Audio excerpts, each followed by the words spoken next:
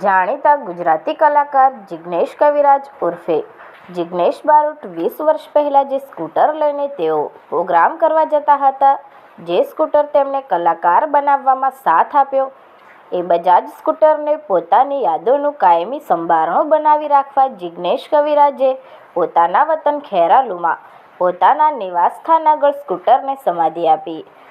સ્મૃતિચિહ્ન સ્વરૂપે સ્કૂટરને સમાધિ આપવામાં આવી છે. જોકે આ બાબતે જિગ્નેશ કવિરાજે જણાવ્યું હતું કે સ્કૂટરને સમાધિ આપવા પાછળ તેઓનો હેતુ એ છે કે અહીં સ્કૂટરની કાયમી યાદ જળવાઈ રહે અને રોજ તેની પૂજા થાય અને આવનારી પેઢીઓ પણ આ ભૂતકાળની પોતાની યાદોને વાગોળી તેનું સ્મરણ કરે.